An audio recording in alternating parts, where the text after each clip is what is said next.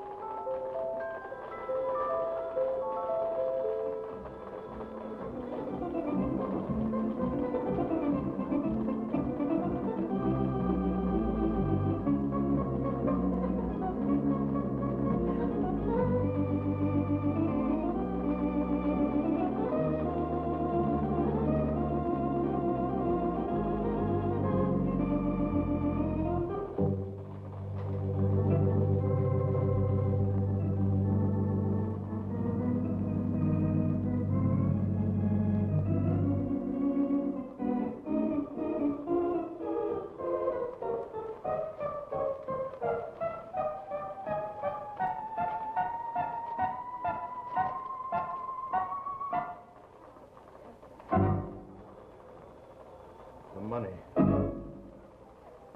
The money, it's back.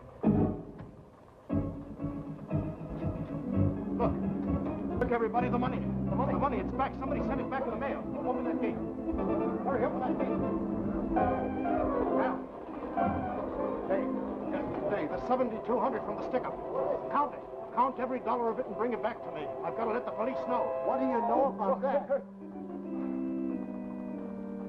100, 200, 300, 400, 500, 600. The 7,200 from the robbery back again. The end of as screwy a story as I'd ever stepped into. The dead end.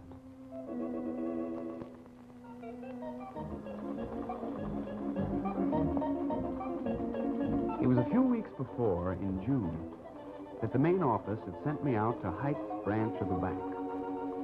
You ever worked in St. Louis in the summertime?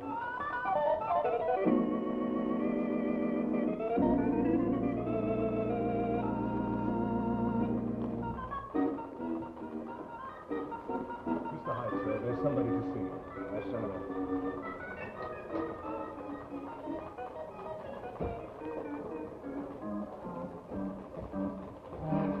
Mr. Haight, I'm Steve Day. Oh, yes. You're the new bookkeeper Chicago sent me, huh? That's right, sir. Hope you like it here, Day. Thank you. Well, suppose I show you around, huh?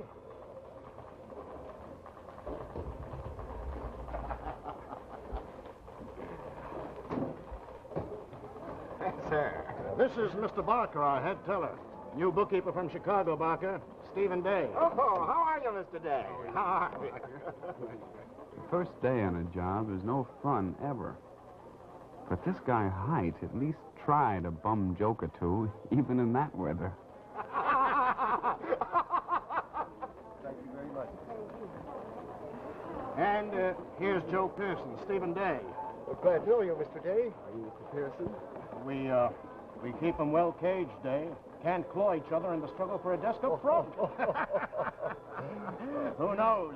Maybe they're both out after my job. Oh, I guess Mr. Day sees through your little joke. No one could take Mr. Haight's place. Ah, lesson ahead. You know, Joe had your job not long ago. Yes, sir. Well, an empty teller's cage. Well, you can't tell, Day. If you do well here, you might get locked in that one of these days.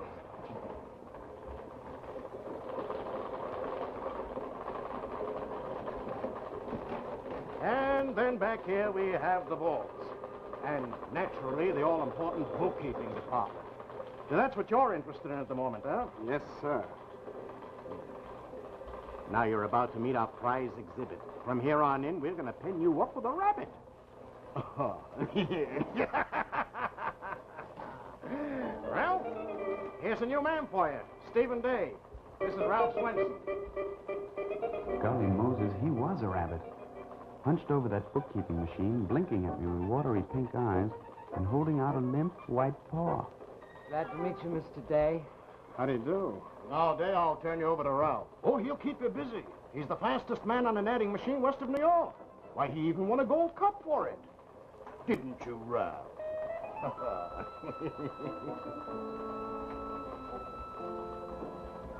You spilled that ink outside the rail. I don't know, Mr. Haight. I didn't. Well, we'd better clean it up, hadn't we, Ralph? The janitor's late getting in today. Oh, yes, by the way, Ralph, when you go out to lunch, I've got a little errand for you at the post office.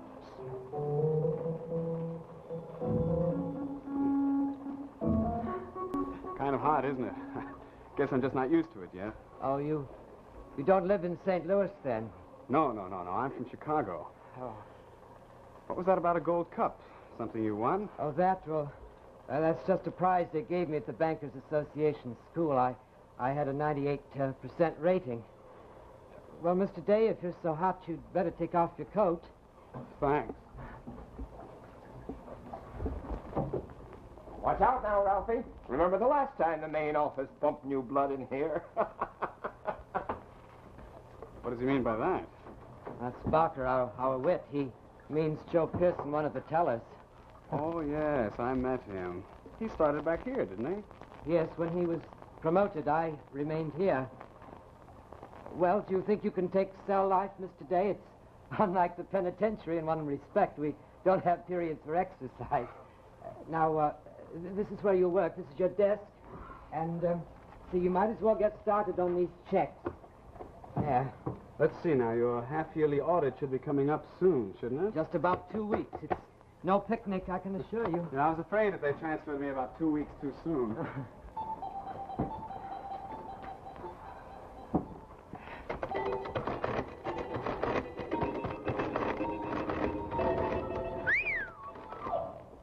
Well, what's the matter? Holy smokes. I've never seen anyone play one of those machines like that.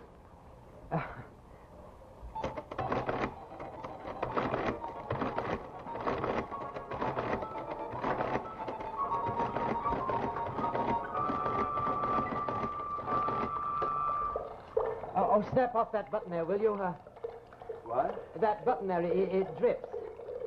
Oh, I'm sorry. I didn't know. It's okay, you're new here. Every man in the 4 years I've been here, I've had to speak to about that button. I'll try to remember, I hope. All right. Sometimes I think they let it drip just to rib me. It may sound odd to you, Mr. Day, but that water cooler is the one thing in this high-pressure madhouse that throws me. I just lose track of the figures.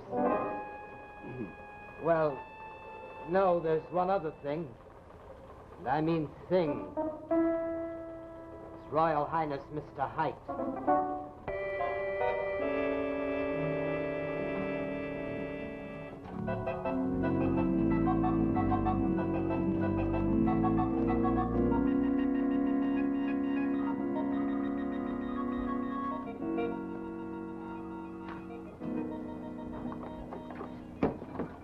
Well, another day, another dollar.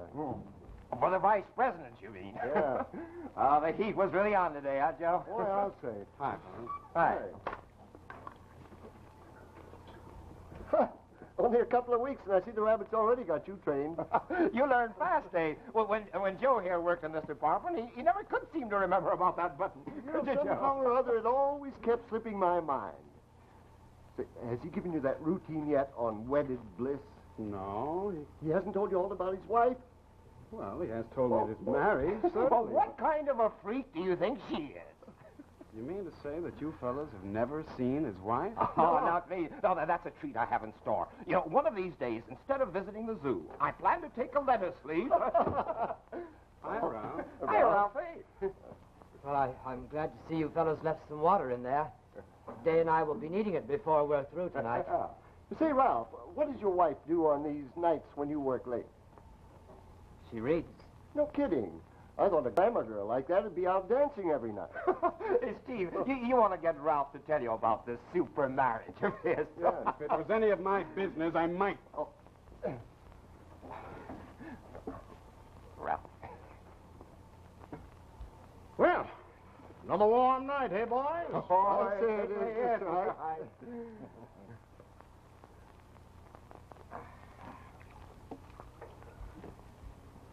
Oh, Ralph, I just remembered this is the night you stay late, isn't it? It works out that way usually on the big audits, yes. Yes. Well, you've got a good man helping you. Steve, here's a comer, what? Oh, yes, Ralph, I was going to ask you to run a little errand for me, but never mind. We need you for the audit tonight. I'll get a messenger from Western Union. Well, good night, boys. Good night, Mr. Height. Come along, Joe.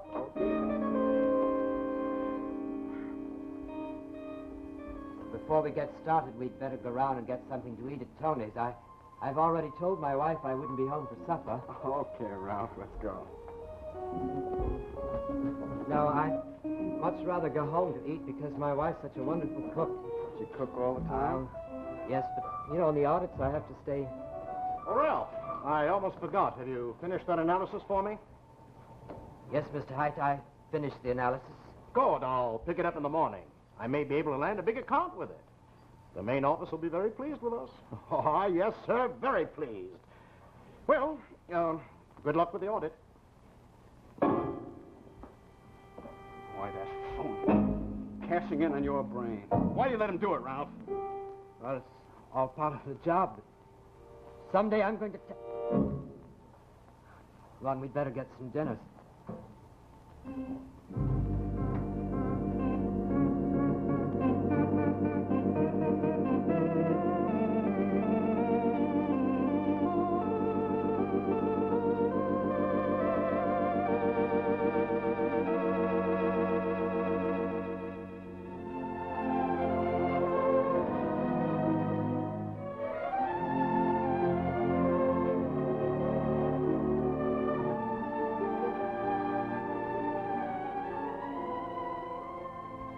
Now that you've seen part one of The Rabbit, let's turn to our Westinghouse program and Betty Furness. Hey, listen to this.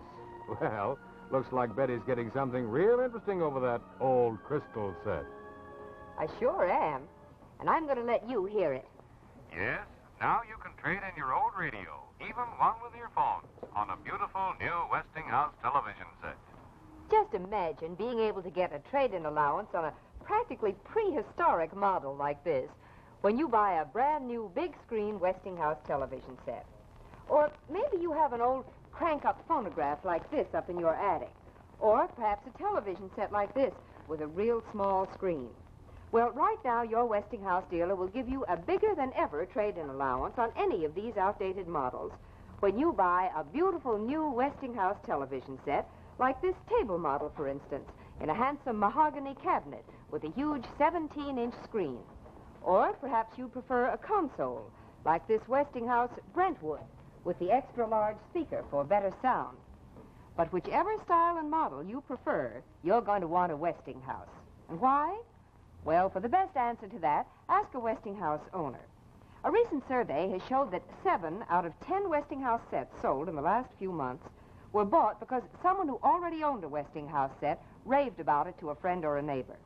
Now, you couldn't ask for a better or a more sincere recommendation than that, could you?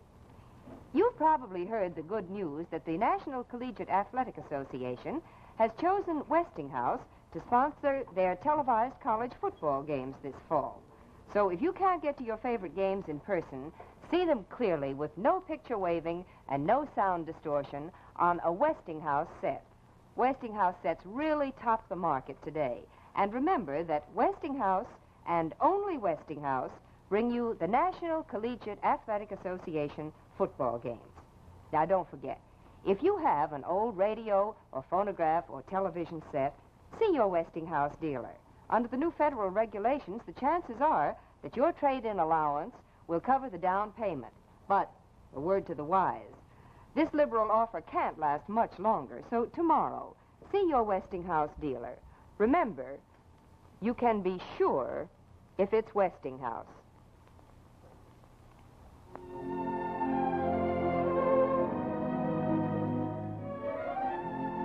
And now let's return to Westinghouse Summer Theater and the Remedy.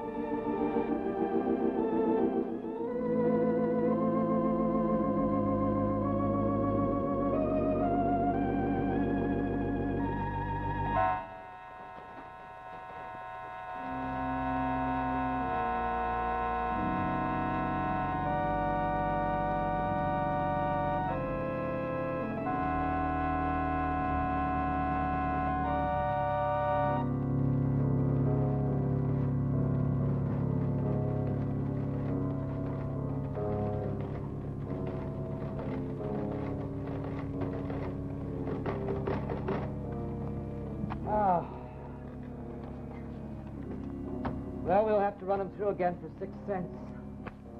I told you the half-yearly audit was murder.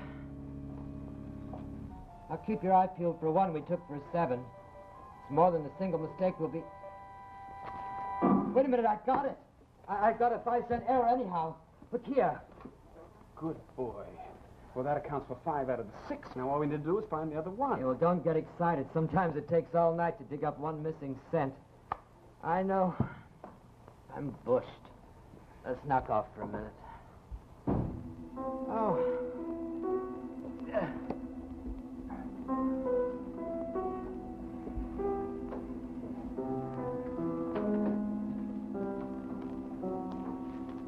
Even this last cough is cold, but now... Anything cold would be all right with me tonight. You know, Steve, you've been very friendly. You know, that's the first time you called me Steve. That's the first time you called me anything, as a matter of fact. But friendly, I don't understand. Why shouldn't I be friendly? Well, most people aren't, that's all. I mean, where I'm concerned. Oh, you're just imagining things, Ralph. No need to argue, Steve. I'm perfectly aware of what goes on around here, honestly. How do you mean? Well, at first, when you came here, I thought you'd be like all the others, you know, competing every minute of the day. But you're not. At least you don't seem to be. Of course, you'll probably be promoted before long. Promoted? Me? Fat chance. Well, it happens to all bookkeepers, but one. Me, I'm just the office boy around here. If you mean that silly remark that Height made about you, you can forget that, Ralph. No, I don't mean that. That's just his fun. That's his way of needling. In fact, they take more pleasure in the needle around here than any ladies' sewing guild I ever heard of. Like today, for instance, over at the water cooler. Even when I'm not here, they say certain things to you. You can't see past this face of mine. Like a rabbit's. They even call me a rabbit, don't they? Ralph, I don't listen to anything they say about you. Well, listen, don't let my face fool you, Steve. I'm not so dumb. They think I have no guts, but I'm not so dumb. I know what goes on around here. And our ambitious Mr. Height knows I'm not dumb, too. You've noticed how he keeps writing me, thinking up degrading little errands for me to do at noon, or even worse, after work? Ralph, just run down to the post office with this, or wipe up that ink that someone dribbled, or you don't mind dropping this off on your way home tonight. He knows perfectly well, Steve. I live clear to the other side of town. I'll miss my bus, get home an hour late for dinner. Why do you suppose he does this? I don't know, Ralph. I never stopped to consider why. I'll tell you why. And I'm not bragging either, just to bolster my own ego. Height's afraid of me. What? He knows if he keeps me tied to this desk, he'd be afraid of his own job. Oh, now look, Ralph, I know you're smart, but things like that don't happen in a big bank. Listen, I hit a higher average at that Bankers Association school than anyone ever made there. 2 years ago, they named me for a promotion, but Height's no fool. No. Others have come and gone on up. Joe Pearson was the last to pass me by. Height knows as long as he's keeping me tied to this desk, he needn't worry about them or about me. You shouldn't be so good at this job, Ralph. Just facility, this job, Steve. But if I could move out of here, on up there, if Height would just give me a break. You know, it's funny. But Height thinks I'm afraid of him. He mistakes my hatred for fear. I don't care about the others. They don't count. It's only Height, and I hate him! You really mean... What's that? I don't know. I'll see.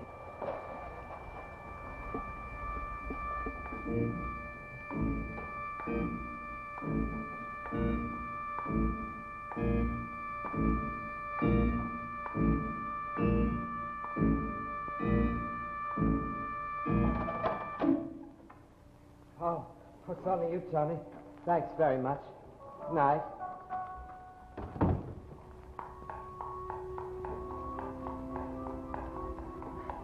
Remember, we told him to bring us some more coffee at 4 if he still saw light. Is it that late? Yeah, hot coffee, you know, it's exactly what I needed. How do you like yours, Ralph? Oh, I think just with cream. I may have brought some rolls here, but I'm not very hungry. Here's It's a some donut. plain cream. I like that. This one is with milk. Why don't you turn out the lights, Steve? We'll drink our coffee before we get back to work. Oh. Yeah, my eyes feel like red-hot coals.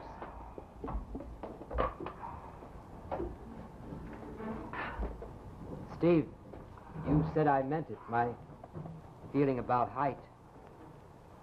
Do you want to know why? Why? It's because of Jenny.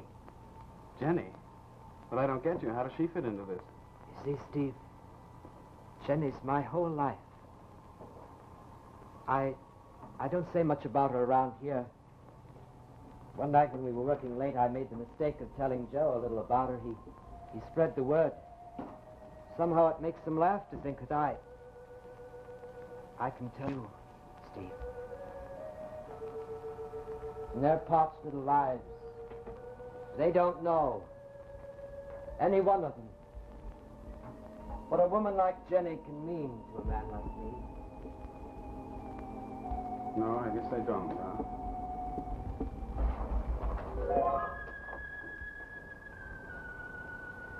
You know, Steve, when I first met Jenny, it was like a man stumbling on a gold mine. She's so beautiful. And she's in love with me. With me. Imagine. It seems like a miracle. Every night, when I get home, just the way she looks at me, it's like discovering a whole new world over again. You know, 4 years ago, I visited some cousins of mine who have a farm in Minnesota. Jenny lived on a farm nearby. And when I met her, for the first time in my life, I felt complete. When she looked at me, it didn't occur to her to see a rabbit. You see, she believes in me. Without her belief and her understanding, I'd be nothing. Just a sort of leftover. I guess you're lucky, all right. Yes. I'm so lucky. So lucky. It's a miracle I still don't understand. But Height those errands for Height. Jenny knows how he keeps writing me. I wish she didn't. It demeans me in her eyes. I mean, I'm afraid it will someday if it goes on. I don't believe she realizes what he's doing to me. Look, why don't you get out of here and start in someplace else? Well, maybe I will.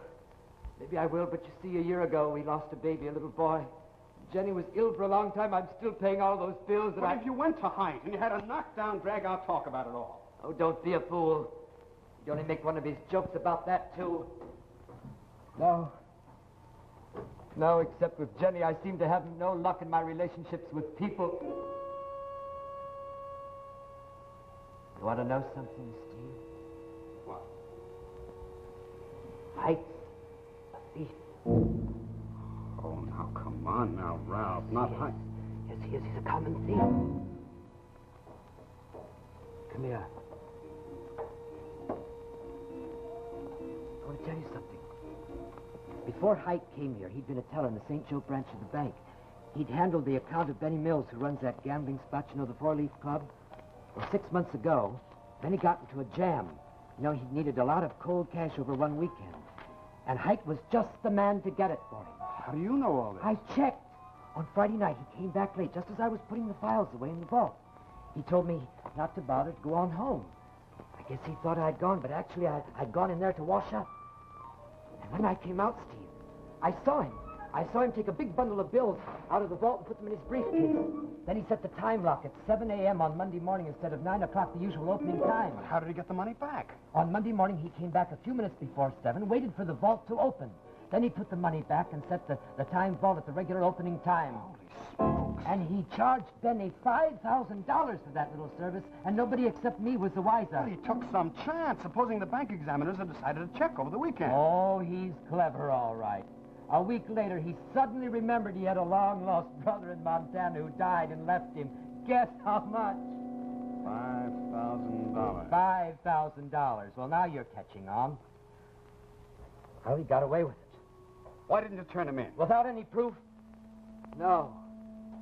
But when he pushes me around, I'd like to...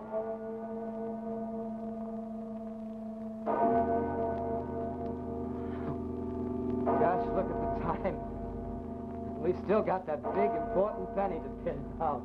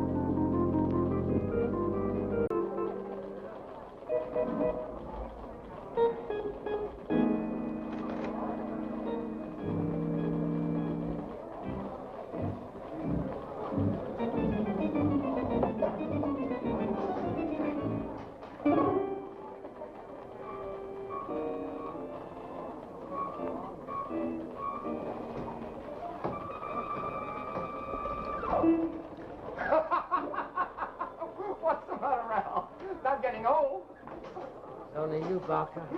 Shame, shame, shame. There's napping in the daytime. Can't you take late hours any longer, Ralph? I bet your wife wouldn't approve of that. Now leave us alone, can't you? Well, who? But for your information, Mr. Height, we worked all night on that audit. We even slept here for all of 2 hours. Well, that's the right spirit. Remember what Horatio Alger said. Honest toil rewards itself. Well, something. Not in this bank. How'd you come out on the audit? If it hadn't been for Ralph here, we'd still be hunting one rotten penny. I'd hate to have Ralph checking up on me if I were an embezzler. Did you get some lunch? Yeah. I'll take that analysis you made for me, Ralph.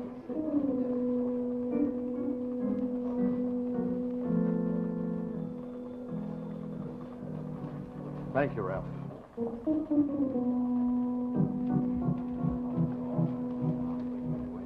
Better lay off the rabbit, Barker. He's had a tough night. Hiya, Sonny.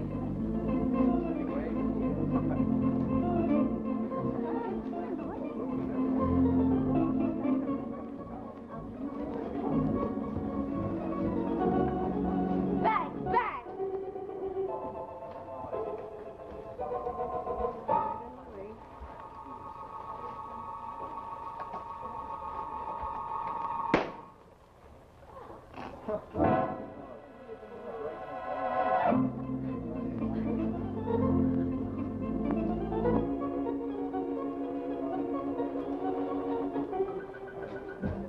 Gentlemen, glad to see you, Mr. Hunter. All right, send them in.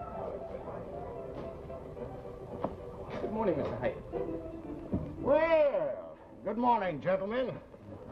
Warm day, huh? Certainly is, sir. Well, draw up some chairs, won't you? Thank you. This is Mr. McGee. My name's Ellis. We've got a coming little business a few blocks up the street. Well, we decided it was time to open an account. Well, that's exactly what we're here for, gentlemen, to serve this part of the community. Straight back into the left. You can't miss it. Well, as I was saying, Mr. Ellis, we're always pleased to welcome new depositors, especially neighbors.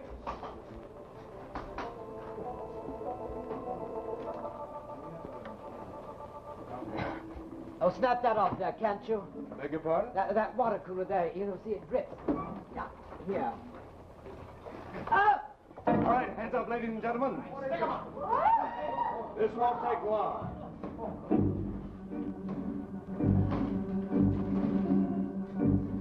You, get over there.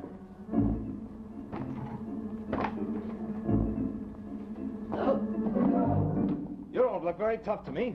Suppose you get some bills out of the cages.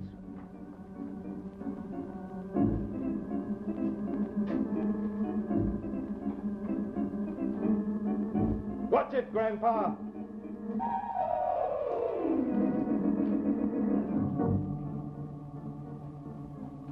Get a move on there, bud. Now, the next one.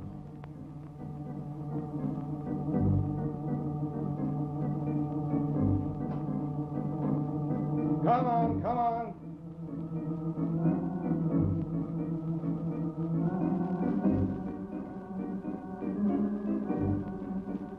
Now, get those sacks and fill them up.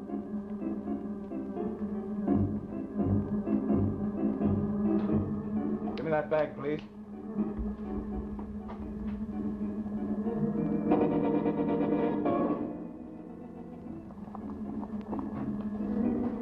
Now, you wouldn't take all day and get me pinched in here, would you? No. All right, all right. Put them in here.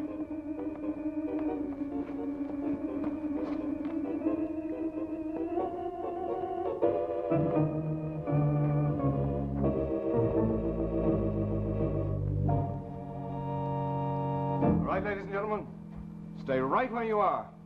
Remember, we're watching you. Thank you very much. Shall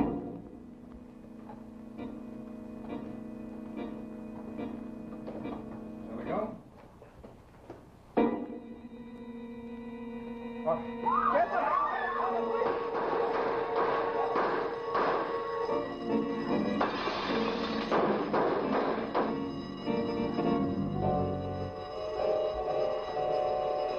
the ball there, boy. You sure broke all existing records with that alarm. Well, of course, I never would have taken that plebs order if I thought that. None of us have anything to brag about except maybe Ralph. You feeling any better, Ralph? No, help me out. You're going to need a stitch in that cut. I think I'm going to be sick. Take it easy. Hey, fellas. Yeah. What do you know, in broad daylight, not a cop in sight. Did they get away? Yeah. I kept shooting at them, but they had too much of a start. Yeah. He's got some cops. He's got some. Well, say, I told Hyde Ralph was badly hurt. He said you better send him home. Oh, sure. No, Marianne. I'm going home before I think to clean up my own blood. Oh, sure.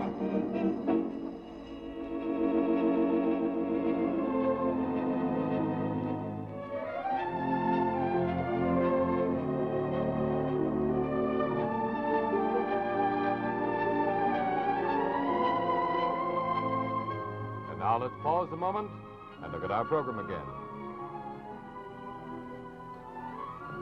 Frost in August. Say, don't tell me we've got frost in this kind of weather.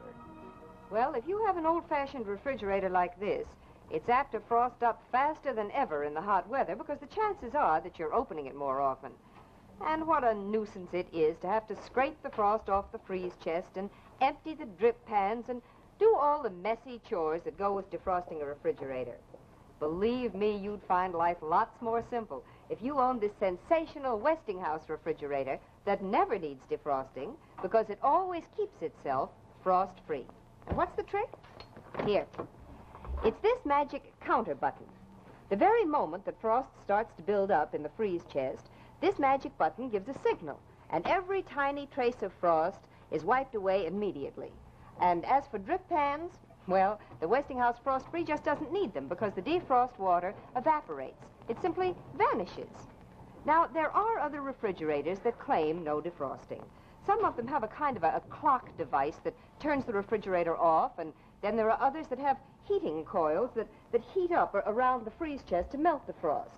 Yes, there are others, but the Westinghouse Frost-Free is the only one that has been tested and proven for 10 whole years all over the country in kitchens just like yours.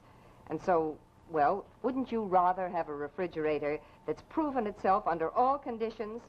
That's why I'm sure that you'd prefer the Westinghouse Frost-Free. And remember, the Westinghouse Frost-Free defrosts itself so quickly that frozen foods and even easy-to-melt ice cream stay safely, steadily frozen. I honestly think that the Westinghouse Frost-Free is the very finest refrigerator that you can buy. But that's not just my opinion. Drop in at your Westinghouse dealers and he'll show you hundreds of letters from women all over the country. And they all say there's nothing that compares with the Westinghouse Frost-Free. Remember, you can be sure if it's Westinghouse.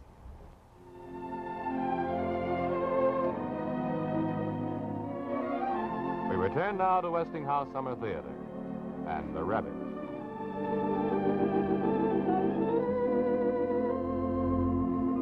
Hi there, Ralph. How's the head? Oh, fine. Fine, Steve. I'll be in tomorrow. Oh, you sure you're feeling okay? Take your time, Ralph. Sure, I'm all right. Say, Ralph, I thought you'd like to know that they got one of the holdup men yesterday over near Alton. The Illinois state cops were tailing them. The hood smashed up their car. One of them was killed and one got away. Money bags spilled all around the wreck. Was all the money returned? All but $7,200. I guess the one that got away put that in his pocket. Yeah, probably. Oh, Steve. Mhm. Steve, would you like to come out tomorrow night and have dinner with us? Gee, that'd be swell, Ralph. I've been meaning to come out all week, but we've been sort of busy around here. Well, I'll be in tomorrow. Okay, Ralph. I'll see you then. So long. So long. Well, how is he making out? Oh, hello, Barker. Ralph's doing fine. He's coming in tomorrow. Guess his wife's taking good care of him. The Rabbit's glamour girl? Boy, that's one female I would really like to see. What kind of woman could he marry, anyhow? The Henderson account, I think it's overdrawn.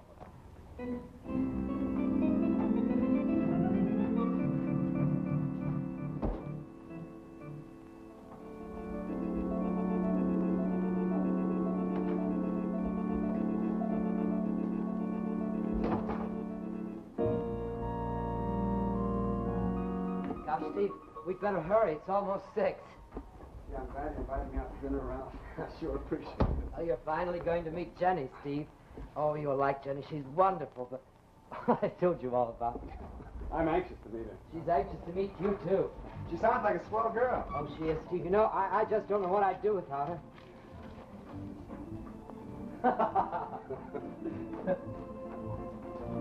You know, it won't help your social status here being invited to our home. You're the first person from the bank we've ever invited to dinner. Do you know that? Well, that makes me feel I very... think the bus should be along the moment. Well. So we... Lucky I caught you. Downtown is screaming for this escrow report. Just drop it off there on your way home. Oh, Mr. Hite, did you have to do... Yes, I had to. What, do you think I invent these little errands for you? But tonight Can I you get a gotta- messenger to take it? I'll pay for it if the bank can't afford it. Oh, but I couldn't trust a messenger with this. We need someone responsible. Like Ralph.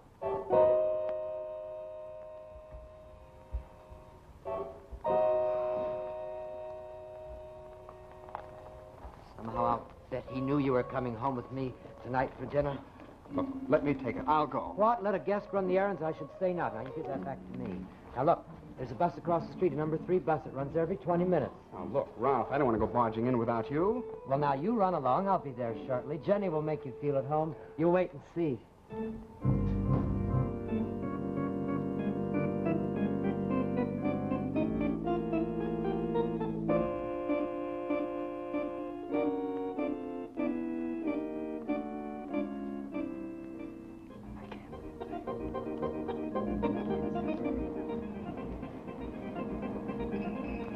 I got off the bus.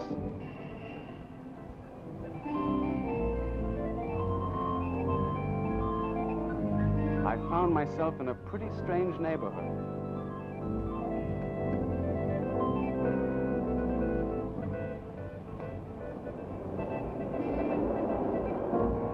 When I got to Ralph's address,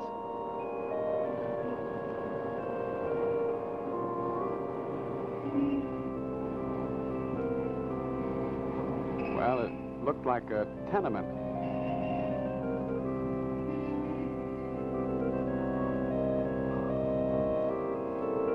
A dingy-looking place to live in.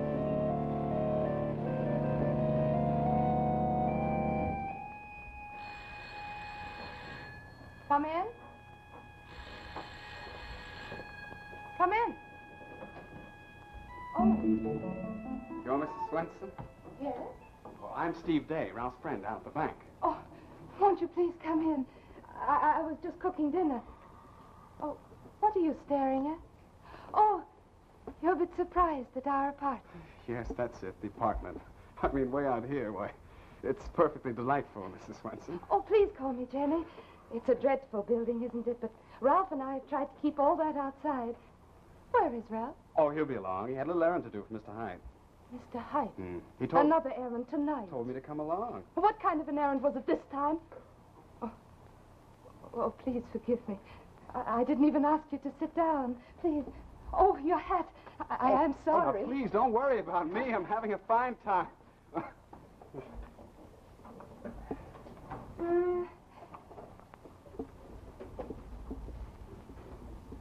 Is something wrong? Well, to tell you the truth, Jenny, Ralph told me how beautiful you were, but I never imagined anyone like you. Thought it strange that Ralph should have a pretty wife? No. It's just that husbands exaggerate, that's all. In this case, I don't think Ralph did. Thank you. Well, as we have to wait, I better go and see that nothing burns.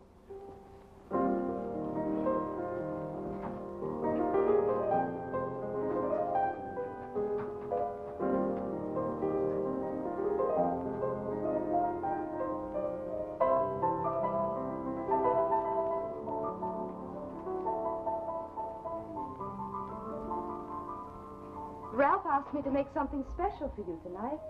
You're the first person who's ever come here from the bank. Oh, we get along pretty well. We're going to have apple pancakes for dessert. Apple pancakes. I love apple pancakes. Lots of cinnamon and spices. Yes, Ralph told me you like to cook. He's very proud of you. yes. You've done wonders with the apartment. Oh, I did the painting. Ralph chose all the colors. The lamps and the curtains I made myself after Ralph's design. Why, I never knew Ralph had any interest in design. Interest? Why, Ralph has many interests. Don't you know anything about him either? I'm sorry. It's just... Well, no one ever realizes what Ralph is really like. Well, I wouldn't say that, Jenny. What do they do to him down at that bank, Steve? What do they do to him?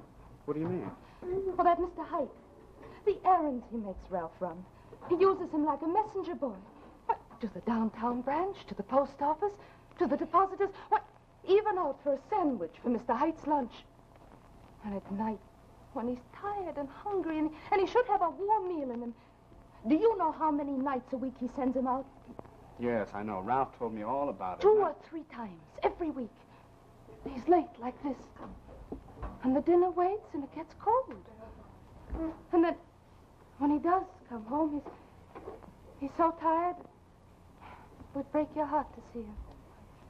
He just sits right there where you are, hating himself, Mr. Height, and thinking, I know, thinking what I must think of him. Ah, it's a shame the way Mr. Height treats Ralph. And he's a better banker than all of you. I know he is. Yes, you know.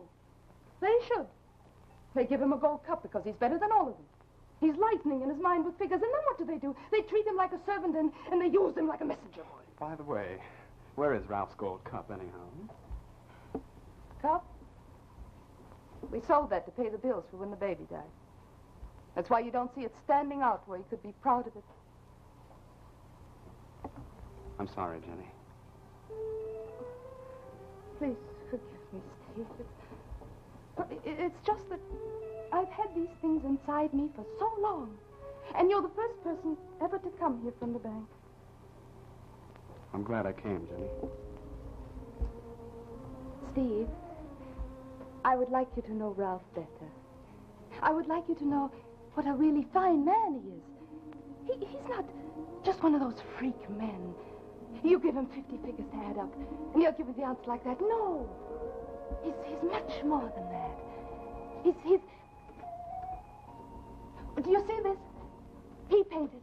Well, I don't know anything about painting, but this looks awfully good. And there are many more in the other rooms. He did them long ago, but before he was so tired. And he could do them again if he weren't so sort of dead inside. He shouldn't have stopped painting. No, he shouldn't. Look at these books. Look, they're not just here for show, Steve. They're not just here so that if a neighbor comes, he'll say Milton, Dickens, Shakespeare. No, he reads them, and he loves them. And he's taught me to understand and love them, too. Look, just open it, see? See how the pages are worn from his fingers? And he could tell you page after page by heart of what's in it. You know what this is? It looks like a flute.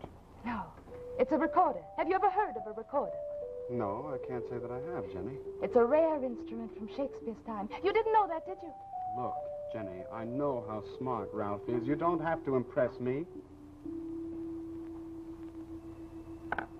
I've told you really nothing.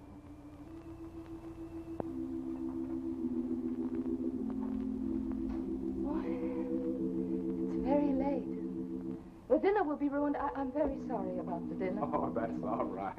You tell that Mr. Height tomorrow that he owes you a dinner. Steve, Mr. Height respects you. You'll be a teller like the others one day. But let me tell you something, Steve. Ralph won't be there. He's not going to be a bookkeeper very much longer. Of course. He's going to be bigger than Height. I hope so, Jenny. I want to tell you something, Mr. Steve Day. Do you know that Ralph could have this Height fired? But he won't do it. Did you know that? Yes, I know. Ralph told me all about it. Yes. That brother of Height sending him $5,000 from Montana. That's a joke. I said to Ralph only the other day, Ralph, please, you must tell. You must tell. Get rid of him. With the new manager, you can advance. And then Ralph tells me how he has outsmarted Height. He's going to make Height pay for kicking him around. Sure. Someday he will, Jenny. Someday? You don't believe me, do you? Well, I'll show you. I'll prove to you how smart Ralph really is. You wait. Jenny, please. Jenny! He fools you all. He fools the whole bank. Nobody really knows how smart Ralph is. Jenny, I didn't say Ralph wasn't smart. Well, he's that smart. $7,200. With his head split wide open. $7,200.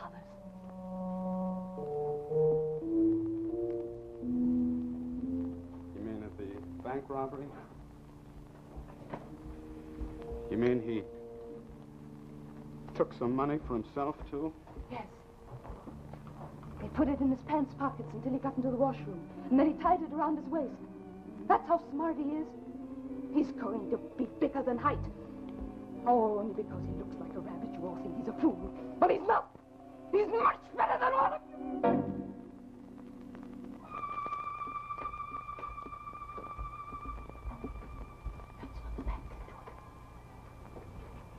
That's what Height did to him.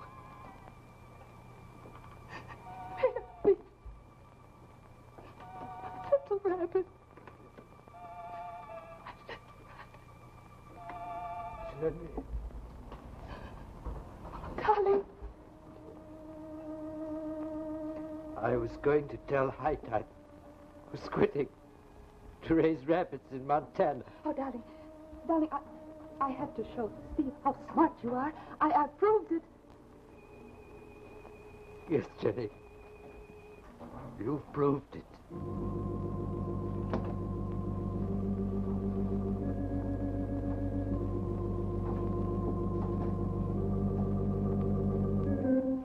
So you think I'm a rabbit, too? No, Ralph. No. It's just that they don't know you, darling. I had to show them that I was proud. Even you, Jenny. Even you. Well, never mind. It doesn't matter. I know. I know you had to do it. I'll be going now, Ralph, and I swear I won't say anything. I won't say a word, if that means anything to you. It doesn't matter now, Steve.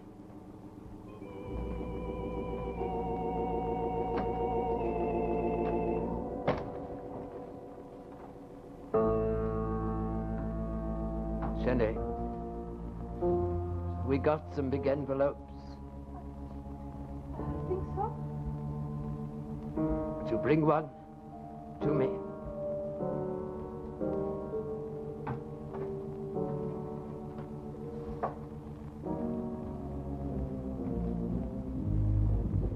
No, you sit down and address it. Print it, I mean.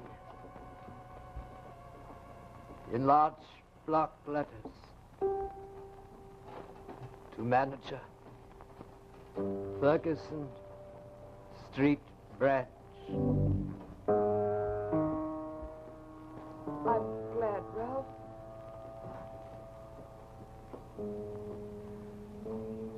Rabbits don't need money, Jenny.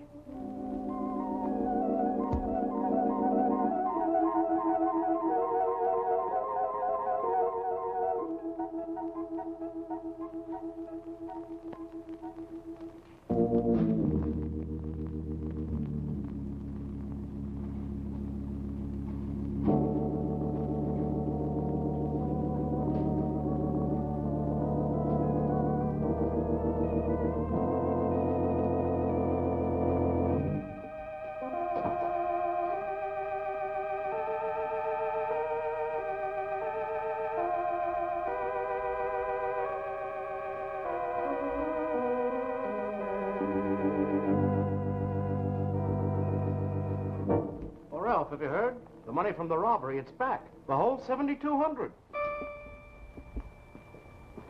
Oh. Is it?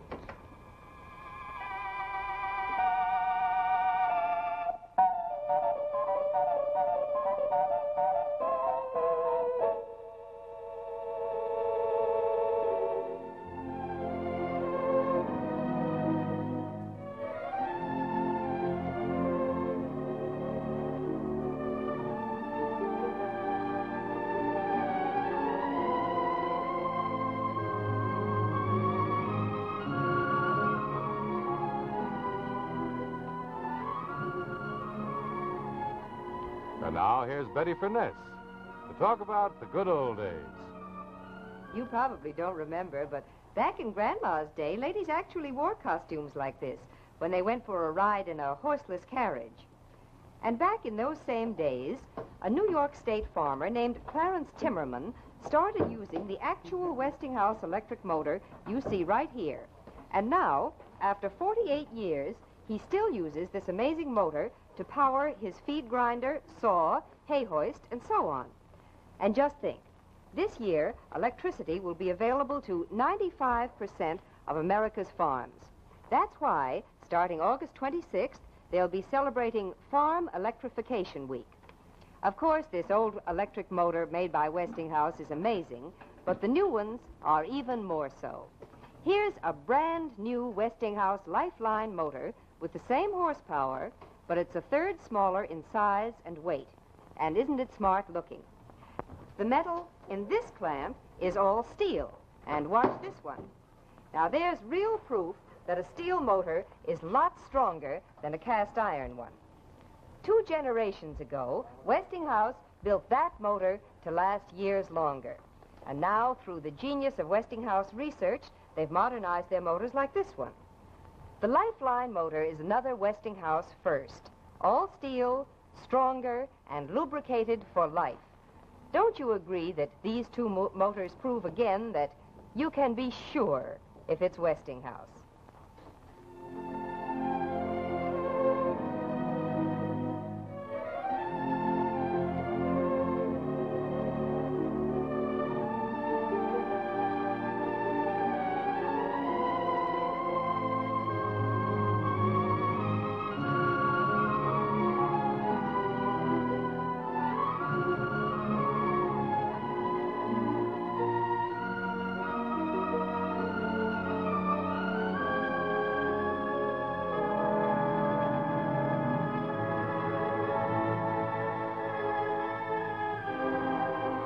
This is Paul Brenson saying goodnight for Westinghouse, makers of more than 40 million products for the American home.